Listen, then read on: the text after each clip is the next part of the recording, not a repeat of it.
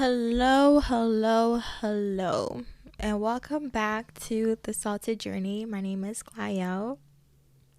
Um, and I'm happy that you're here. So I know it's been a long time. I think it's been like a month, if not, um, since I uploaded a video or even recorded.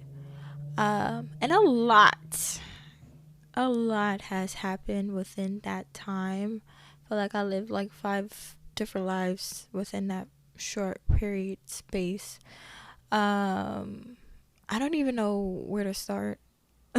As always, um, if you are watching this for the first time, this is the Salted Journey, and it's basically kind of like a documentation of my journey with Christ. So wherever I'm at, whether good or bad, or um, yeah, whether good or bad or in the middle, I talk about it from that space. I try to be as honest, vulnerable, and transparent as I could be, allowing the Holy Spirit to lead, and leaving room for interruptions and stuff like that. So this is not necessarily it is not a scripted show. It's not predetermined. Um, yeah, it is life as it is in this moment for me. And I appreciate it that way because when I'm in a new season, I get to look back and be like, wow, like this is where I was at. Um, yeah. So I haven't been recording for a minute, and that's because the simplest answer that I could, and I say simplest because I don't necessarily put words into a lot of things that has happened, but the most simplest answer is that I was not in a great mental space to come on here and speak. I didn't want to lead anyone astray. I didn't want to confuse anyone. I didn't want to put any negative energy out there that was not necessarily a true representation of how I was really feeling. Because I had a lot of feelings like mumbled up in one. And although this is a space where I'm meant to speak from where I'm at, I literally couldn't even put into words where I was at because it was just too many thoughts. It was very overwhelming. I felt a lot of different things: anger, fear, anxious, frustration, annoyed. Like it was just a lot and a lot. And I would have probably just came on here and just like, I don't know, had a hate speech, like, and it's not a true representation of how I felt. It would just be me speaking from a place of confusion. Um, yeah, and I didn't want to lead anyone astray either. Although this is my journey and speaking from my personal space moment from where I'm at, I also feel like I have a unspoken responsibility to the viewers, the listeners, that I don't want to lead God's people away, or like fuel something that doesn't need to be fueled, or give the devil like a playing ground. It's just not gonna happen. But now I'm in a better space, and in a way where like I'm no longer angry. I'm no longer necessarily like in a bad cloud space, I would say. There's still some confusion, and maybe I'll get into that if I have the words for it. But I'm no longer like angry. Um, yeah. So a lot has happened. My friend V gave birth to a beautiful little girl. She is so pretty and just perfect. That was just, and I know this may sound weird to some, but I am when I love someone, like, I love them, and my heart is sensitive to those I love. And I'm not gonna get into the details, but she was telling me a little bit about her labor. And when I tell you guys, and she doesn't know this, whenever she does watch this, she's gonna know then. But I literally was crying. Like, when I say crying, like, not just a little single tear, no, like snot crying, hysterical, because just the thought of my friend going to something that traumatic and going through something painful, just like, it literally affected my brain. Like, it was just, my mom even had to like talk, because I literally bawled out crying out of nowhere, like. And my mom was like, "Why are you crying?" And I'm like, I was like, my friend went into labor. My mom knew that she gave birth and stuff like that, and then it was just a lot of emotions that I felt, and I was just crying my eyes out. My mom was like, "It's okay," like, she was like, "You can't control what happens to anyone. Like, when it's someone's time to go, it's their time to go. Like, you know, our feelings really, not that our feelings don't matter, but it's like, you can't. What's in God's plan is in God's plan." And she was just like, "You gotta have faith. Like, you have to have faith that to know that she's gonna be okay," and blah blah blah, blah, and all of that stuff. But my heart was just like very sensitive. And I didn't portray that.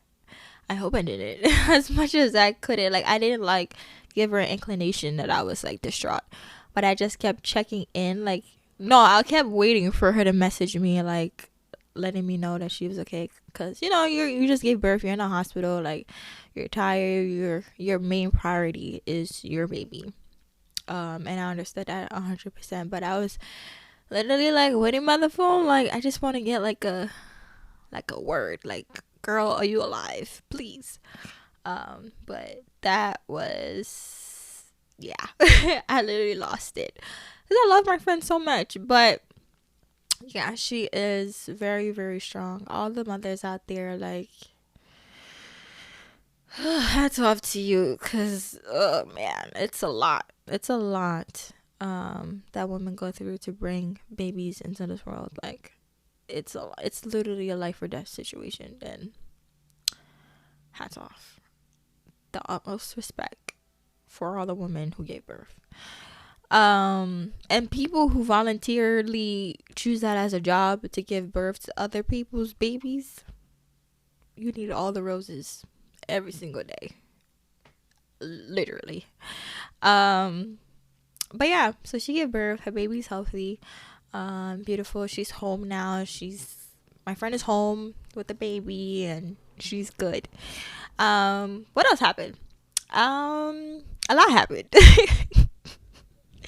So, as you guys know, well, if you don't know, I have a nonprofit, and God basically, I felt like God was telling me to focus on the nonprofit full time. I had gotten laid off earlier this year, so I was just focusing on that and applying for grants and hoping that something came up so that I'm able to give myself a salary. So if you don't know, like, nonprofit owners are able to get paid through that, although it's a nonprofit.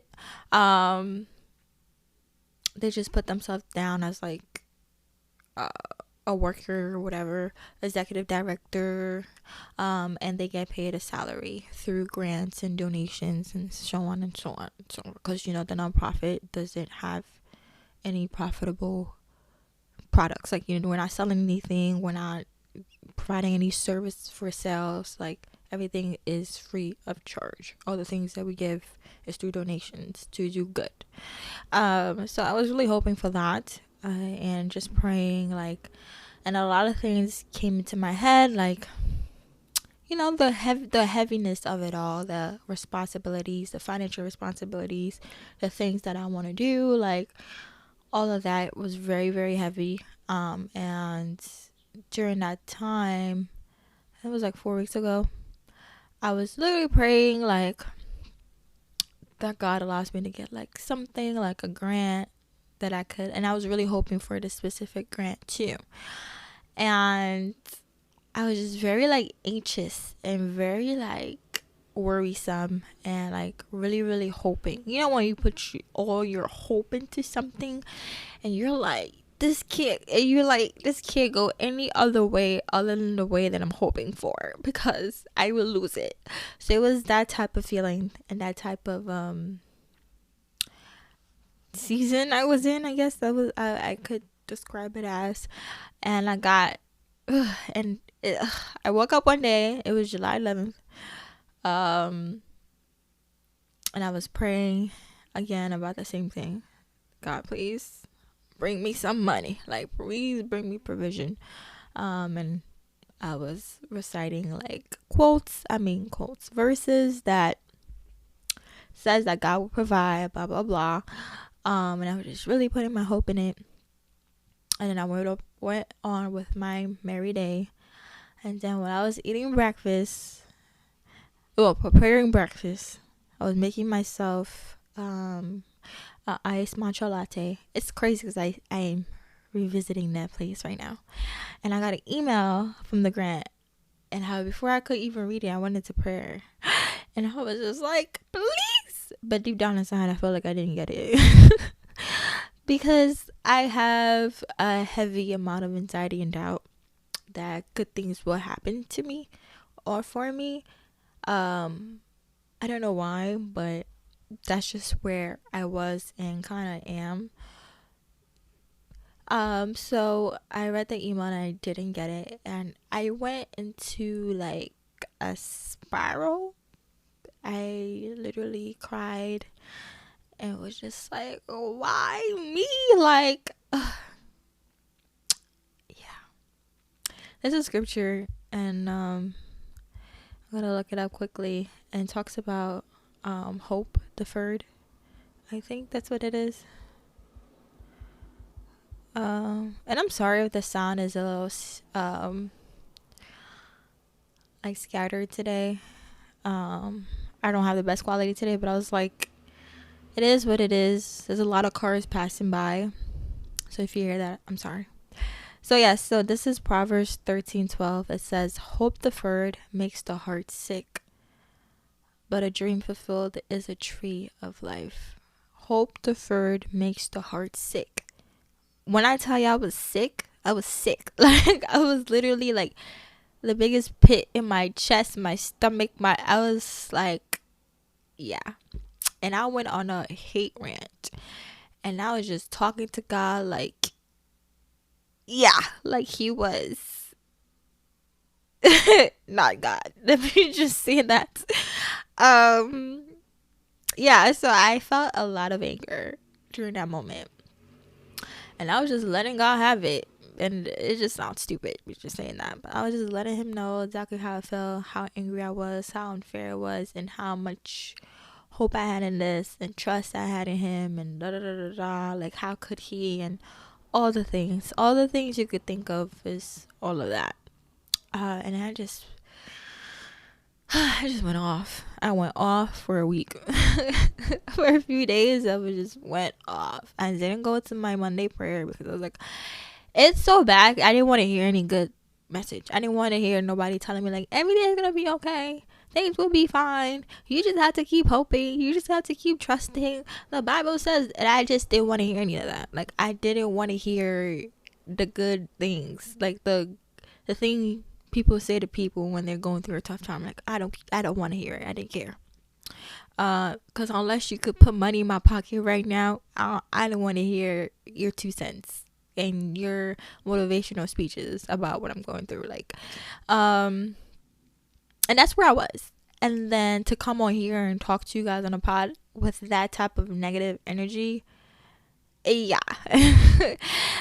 I could not do anybody like that. I was like, I don't know where anybody is in their journey. I want to come on and spew, whether they saw it the next week or a year from now. What's put out on the internet would be put out. Whatever I put would stay there. I don't want to, like, so yeah, hope deferred makes the heart sick. And I was very, very sick. And, I just couldn't I couldn't wrap my head around anything. I was like, God, I've been obedient. I did exactly what you said. I've done this. I tithed. I've been this. I refrained from anything fun, remotely fun. I refrained um, from drinking, from going out, from dating, from partying, from this and that, from anything, whether it was a sin or not, anything that was fun. I refrained from it.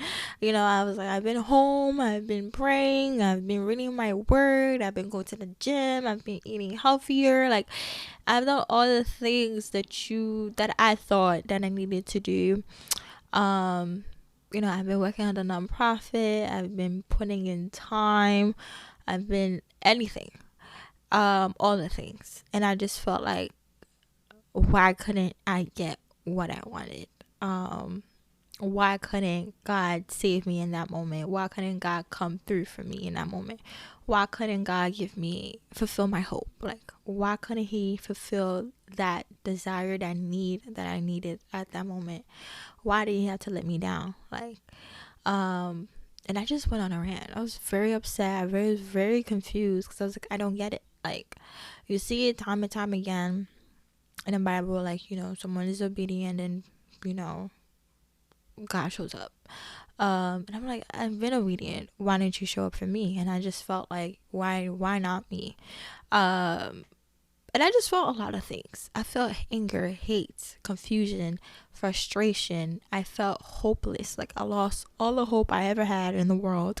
And then I felt stupid at the same time, because I was just like, there are people literally dying. And I'm like, ugh, it was like all these negative emotions, and just a lot was happening at the same time.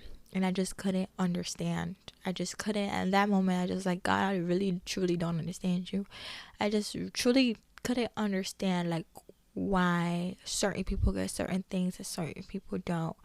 Why certain people have to wait 50 years for a blessing that they've been waiting for until they get it. Like, why is it fair but not fair? Like, and all these contradictions that are in the Bible, like, why? Like, just why?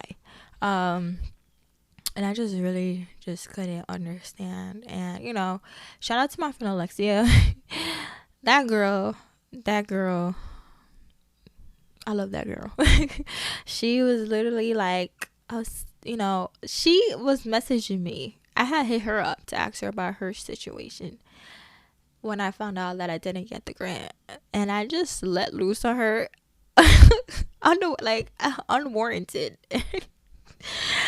Not let loose on her where I was like, be angry, but I was just like, just telling her like, yo, I didn't get the grant, and I just wrote like, I'm done. I'm actually done with everything. I'm like done. She was just like, oh my God, I'm sorry. Da, da, da, da. I was just like, no, I'm done. Like, it was just, I can't no more. I had literally no more to give. Like, I was just like, I gave you all the hope that I had. I poured it all into you, and now I have nothing. Like, I have absolutely nothing to give you. And that's exactly how I felt. And shout out to her. She kept checking in on me and, giving me her best words. And I appreciate that. But I just was still in that space, because not necessarily like, I couldn't necessarily truly portray how I felt, because I was so confused and so angry and just so all over the place and so overwhelmed.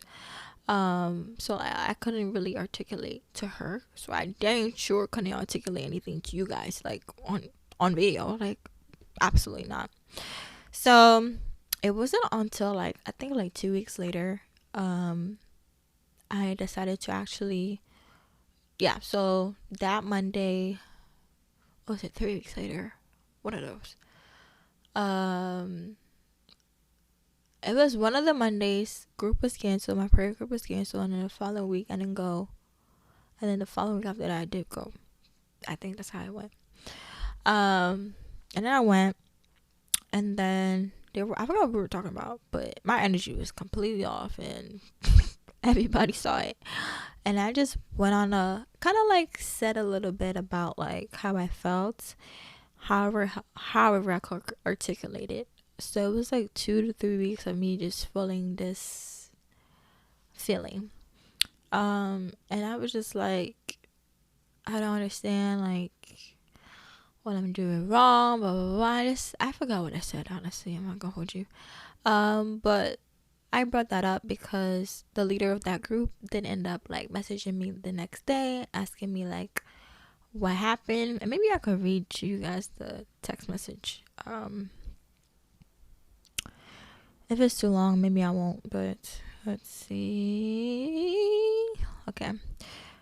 She's wait. She said, "Hey, Laya, I was thinking about you some more. Maybe you're not supposed to be doing anything." And this was July 24th. So July 11th, 2 weeks. She said maybe you're not supposed to be doing anything, but allowing God to develop what He's doing in you, if that makes sense. And I was like, I don't know. And I just wrote, I was like, I truly don't know anymore. I feel like everything I know to be true is false. I feel like I'm doing life wrong. And I really felt that. I really felt like I don't know anymore. Because I felt like I was doing everything that I was supposed to do, everything correct. But I feel like it's not yielding me the results that the Bible said it would, or how I imagined it to be. So I just feel like maybe I'm doing everything wrong. And she asked me like what, and she asked how so, did something happen or something happening.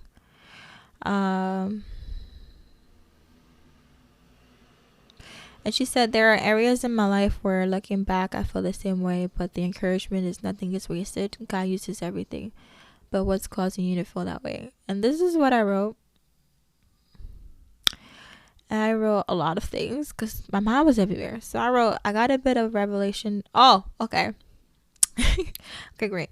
So the night, okay, so that was Tuesday. So Monday I had the prayer group and I said what I said, and then I left prayer group still feeling down and confused and stuff like that. And then that night when I was getting ready for bed, I was laying in bed and I just asked God, like, what am I doing wrong? Like, what's up? And He gave me this vision. Sometimes God speaks to me through visions, and not like that's a raven, you know. Well, like, well, maybe, but like I would just get like a movie, like a little vision of a film. I don't know. You'll get it when I say what the vision is. And it kind of made sense. And I was like, okay, cool. I got this vision. Now, how do I move forward? So I told her, I got a bit of revelation last night in prayer, and it gave me a bit of clarity. Because I was seeking understanding and clarity. And my friend Alexia was like, maybe you're not supposed to understand. And I was like, dang, how am I supposed to move forward without understanding? Like, with all that get understanding. And I didn't have that. I didn't understand God. I didn't understand why certain things happen the way they do. Like, I didn't understand.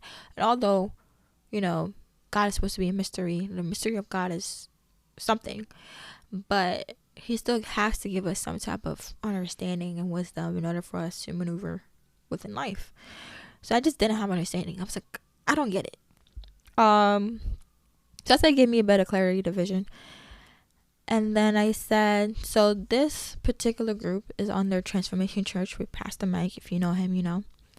So I said, when I see Pastor Mike or people like him, meeting pastors who are in media, who are successful in their walk, and Pastor Mike talks about his journey in Crazy Faith and Bamboo Faith. It's one of the series. He has a series called Crazy Faith and Bamboo Faith. They're both different sermon series. And I was like, basically the cheat code on how he got to where he's at. I was like, as someone like me who does really well with instructions, obedience, and structure, I take things very literal. So if the Bible says do this and get that, I would do it and expect to get that. So when those things don't pan out like the instruction manual says, it leaves me confused, lost, frustrated, and exhausted. I hope that makes sense. So it felt like everything I knew wasn't quite true. And since last night, I realized that everything is but isn't at the same time. There is no formula. Nothing can be duplicated. Crazy faith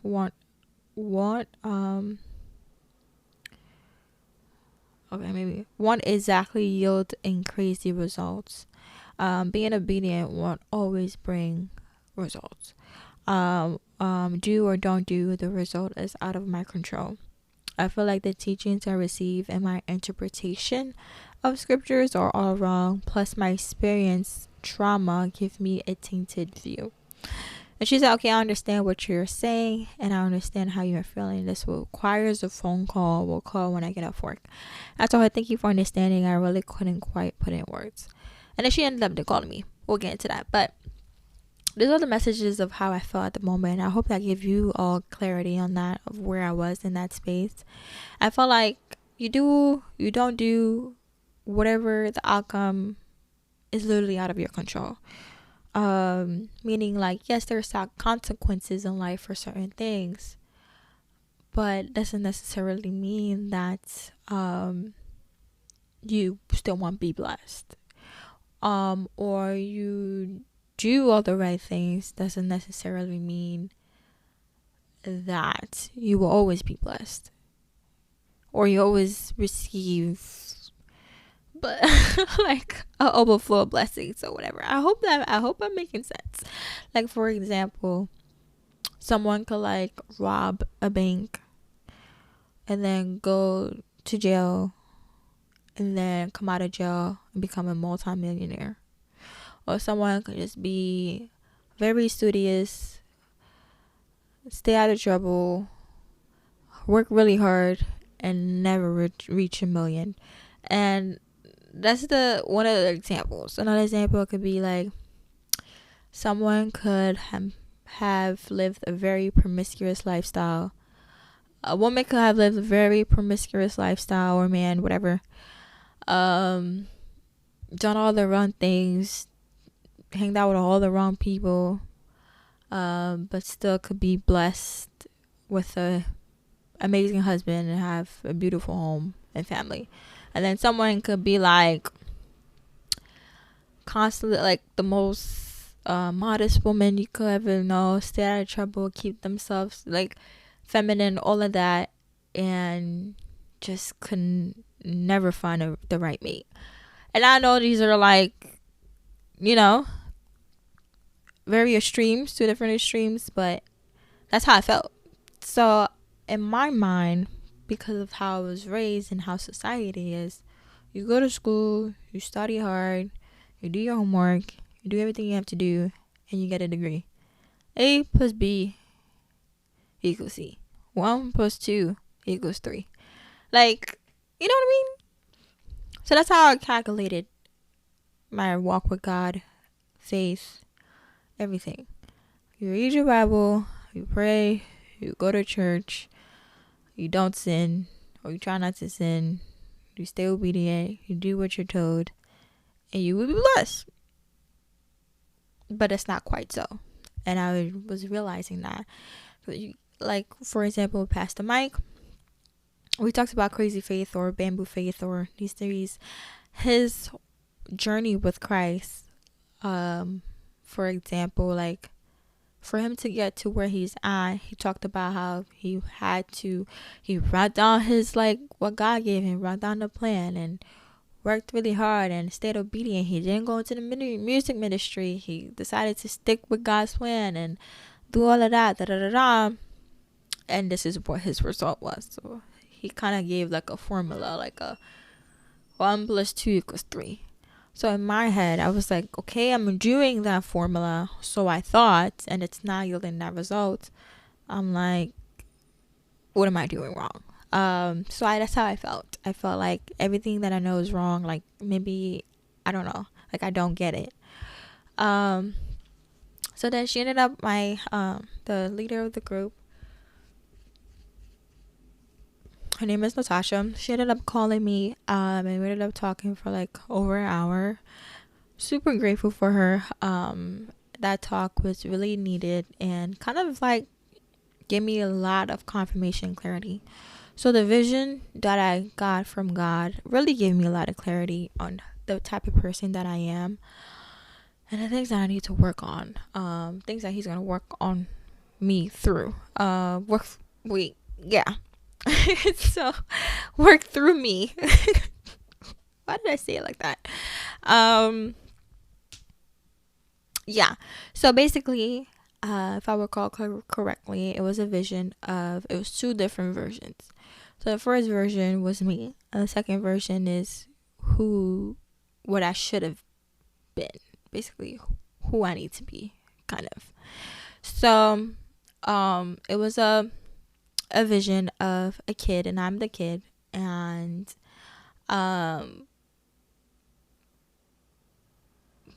okay, well, I'm not the kid. Well, yes, okay. This was the vision. This is the vision. So it was a kid. I wasn't me. It was a little boy and his mom, and they were in their house, and the kid asked the mom, I really want to go to Disney World. And the mom said, okay, we'll go to Disney World. I'll take you to Disney World, and I'll let you know when. So the mom couldn't tell the son when, because she had to save up money. She had to take on extra shifts at work. She had to save up money, and she wanted it to be wanted it to happen during his birthday. His birthday's a few months out, and she wanted it to save enough money to bring his whole family. She wanted to bring his whole family to come together to celebrate her son in Disney World. She wanted them to stay there for 2 weeks instead of a quick weekend trip. So that was like the vision that I got. Like, she's working towards that, so she didn't give her son an exact date, because what she's planning is bigger than, and like a quick weekend trip right away to Disney World with a limited amount of money. So yeah, but the son doesn't know when. So the son, in his mind, he's like, okay, mom said she's gonna take me to Disney World, but even though the mom said, I'm gonna take you, I'll let you know when, the son is very anxious and very, not necessarily doubtful, but keeps nagging and reminding the mom of Disney World. So every day he's like, Mom, you're gonna take me to Disney World, right? And what he does is, like, he cleans the whole house. He makes sure that he does all his chores. He like overdoes it. Like, he constantly cleans, and then like after every day he's like, Mom, like, look what I did. Like, I made sure I did everything, like all my chores. I did my homework. I got all A's. Like, I'm doing everything you asked for and more. Don't forget that I really want to go to Disney World.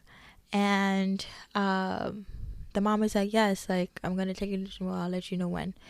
And the son is still very anxious. Every day he wakes up and he's like, I really want to go to Disney World. I'm gonna make sure that I do everything perfect so that mom doesn't take it away from me. Like, that mom makes sure that we still go. That, like, I don't want to jeopardize my opportunity to go to Disney World.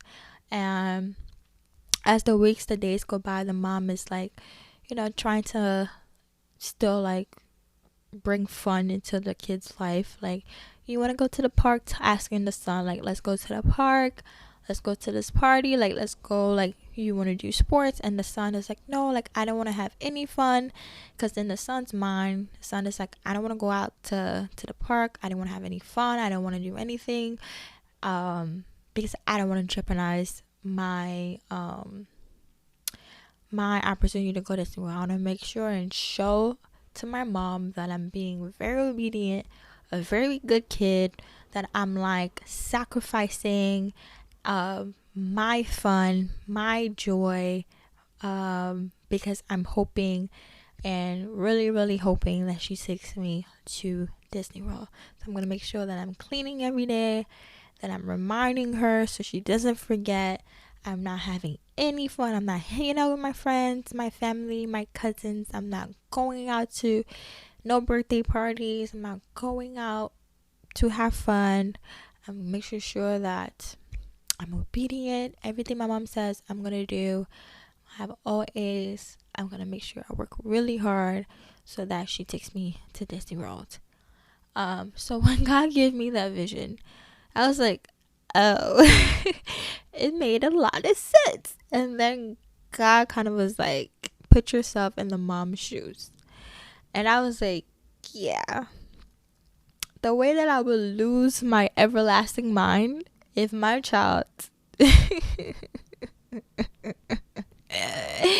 if my child every single waking day was constantly reminding me of something I told them I was already going to do, I will lose my mind. And I would just be like, you know what, we're never going.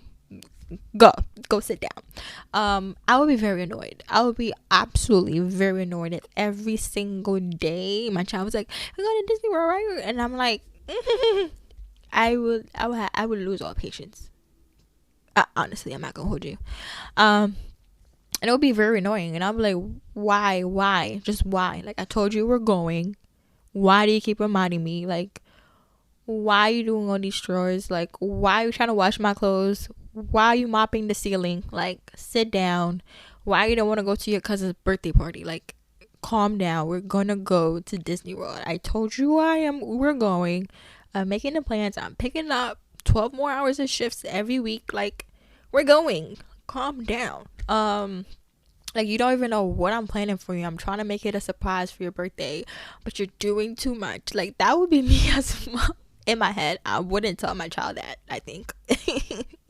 I'm not a parent, so like, I would feel so annoyed. Like, what? I'll probably vent this to my therapist or my husband. Like, what is wrong with our child? Like, why?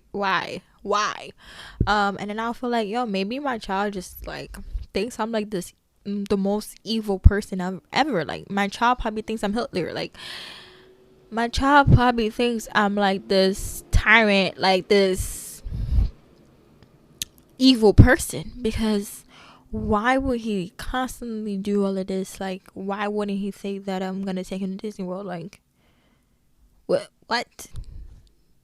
I gave him everything he wanted for Christmas. Why wouldn't I come? Like, what? Why wouldn't I take him to Disney World? Like, when I said I would. Like, I don't get it. And once God gave me that vision, I was like, oh, LOL. I'm embarrassed. And I was like, okay, I'm annoying. And and I was telling this to Natasha on the phone, and she's just like, you're not annoying. I was like, you know I am, because literally that's how I felt. That's exactly how I operated with God. Like, although the Bible says to keep on praying, keep on asking, but it doesn't say keep on nagging and like, you know, like, nagging in a way where like you don't really believe it's going to happen. Like, you know what I mean? And then Natasha was like, that's exactly it. She was like, that is a beautiful and perfect description. Like, that is a great vision. And I was like, right? I was like, it gave me some clarity on how my relationship has been with God and how I've been operating as his child. Like, very like tense, and anxiety feeling. She's like how God was like basically on the other hand, like, baby girl, like, I love you. I said I'm gonna do it. I'm going to do it. Like, you don't even know what I'm preparing for you. Calm down. Like, you still could have fun. You still could go out. You could still do the things that bring you joy. Like, I'm not going to take it away from you. I'm not dangling this opportunity over your head. And any little mistake that you do, I'm going to take it away from you. And that's exactly how I felt with God. I felt like any little mishap, any little sin, any little thing that I do that's wrong, he's going to take anything that I've been hoping and praying for. So to get that revelation and that vision, I was like, oh my gosh, like, how do I move from there? Like, how do I move from there? And the other side of that was how I'm supposed to react to it. So, for example, the same analogy, the kid goes to the mom, I'm gonna go to Disney World, and the mom's like, okay, we'll go and I'll let you know when we're going. And that's it. The kid is like, okay, mom, thank you so much. And the kid goes on, does his best at school, still goes out, still have fun, still plays with his mom, tells his mom he love, like, still acts like a kid, still lives his life, still makes mistakes. And on the other side, like, I got to put myself in the parent's shoe. Like, if I'm preparing a plan, if I'm preparing a trip for my kid, and my kid, like, I don't know, like, doesn't pick up his clothes, am I going to, like, now trying to get reimbursed for everything that I, like, no, like, I'll be like the two does not correlate. Like, him not doing his chores doesn't necessarily make me want to not take him to Disney World for his birthday anymore, make me want to stop planning all the things I've been planning for. That's a good parent. A good parent is not going to wave around the opportunity of, like, oh, you want to go to Disney World, well, you better make sure that you got all A's and da da da da. Some parents are like that. And now I'm speaking about it, I know exactly where that stems from. From my dad, and growing up in the toxic environment that I grew up in. I felt like I had to be on my P's and Q's so I wouldn't get beaten. So it was like that anxiety and fear of doing bad carried on with my relationship with God, to where, like, if I'm asking God for something, I don't necessarily believe he's going to give it to me unless I am as perfect as that could be, unless I don't do anything, I don't laugh, I don't have fun, I make sure, like, I'm doing everything by the book.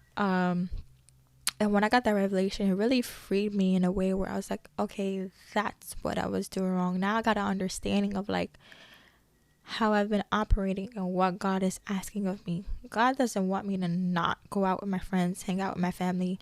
I'm still in my 20s. I should enjoy that. Life is very short, and he doesn't want me to regret me wasting my time in my room thinking that I'm going to be punished if I, God forbid, had a cocktail with my friend. Like, God forbid if I went to a concert. Like, God forbid, like, like, he's not that type of God. And, Natasha, she was just like, God is, like, looking at me like, wow, like, I love you so much, and I hate that you have this perception of me. This perception of a father that's, like, manipulative, a father that's, like, using fear tactic to get their children to do what he wants them to do. And I hate that that's who I was, and that's where I've been for so long with God. Because God knows where I would have been if I would have relaxed more. And God is just like, Natasha was just like confirming, God is like, calm down, relax, like, I got you, like, I got it, everything is in control, I got you, I didn't forget about you, I love you, and everything I'm doing for you is for your good. Like, go out, have fun, live your life, live it alone, like, let loose, let go of control.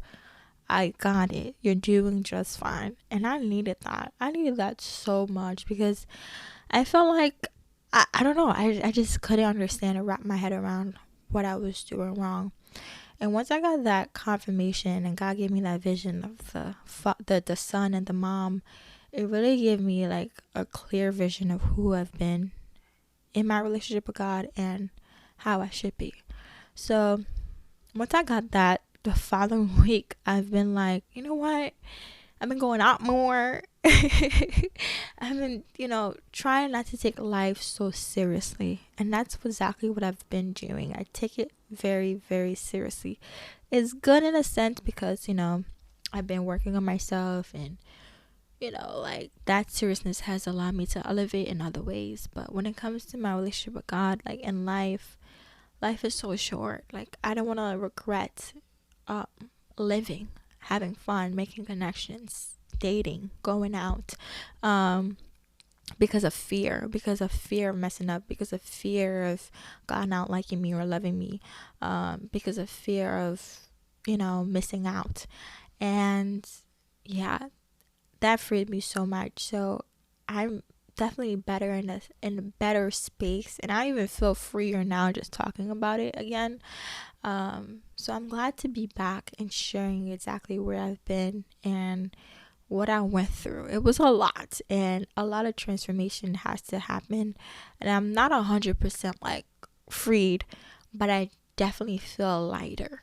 I definitely have less anxiety, and one thing that I still have a hold on me is tithing. Like every time I get unemployment, still right now, thank God, I still have this like anxiety feel of like, okay, if I don't tithe, God is not going to do this, or God is going to do this, and I have to let go of that. I have to live and be free in who He called me to be. And I hope this resonates with someone, whoever you are, whenever you watch this, to know that like God is not manipulative. Like He's not like, oh, you want that house? Well, you better do this and do that. Oh, you want that car? Well, you bet. Like He's not that. He's not the earth. He's not a human being. Human beings act like that.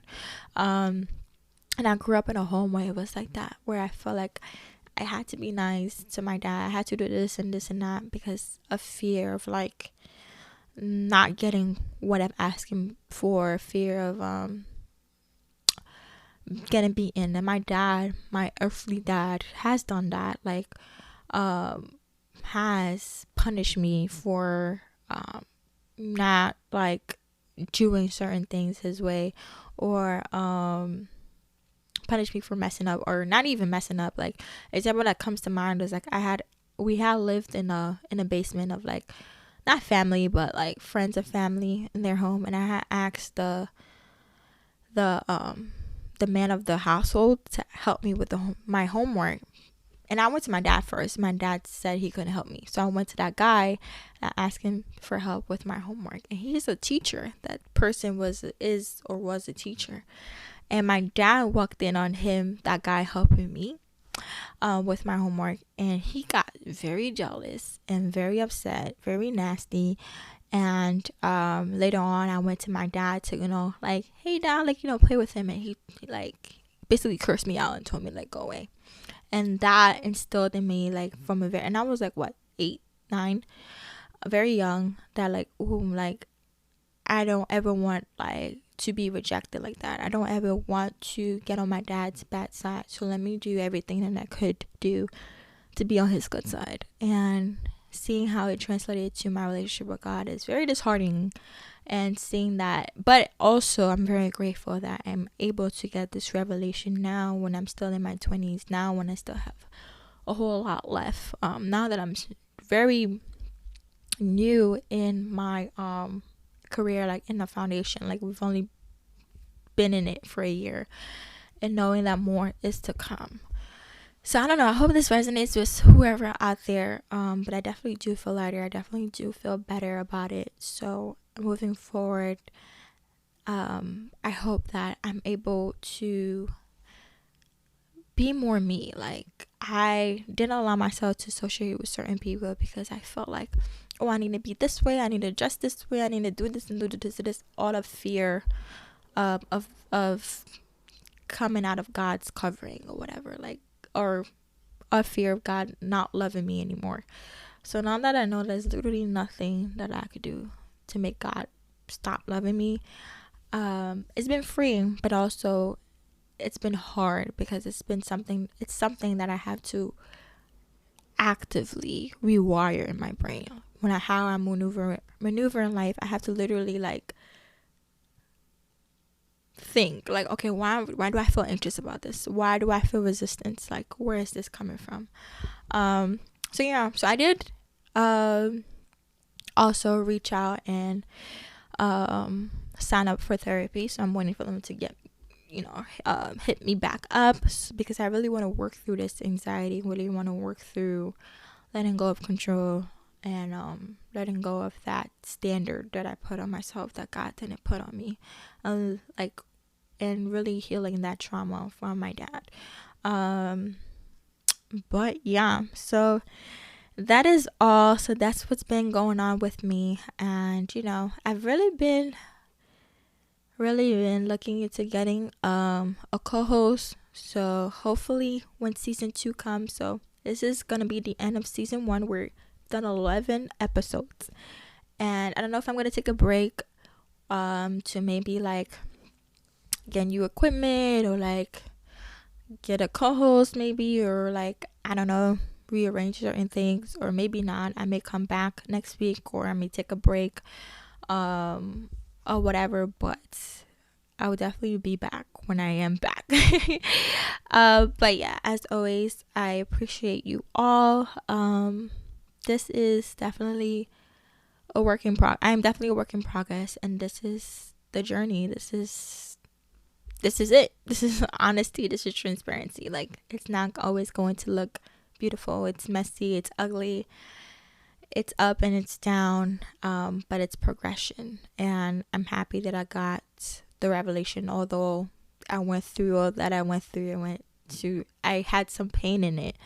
I'm glad that I'm able to see that and move forward in the next steps to becoming free, truly free. So yeah, love you guys. Love you guys. God bless. Be safe, and be you. Bye.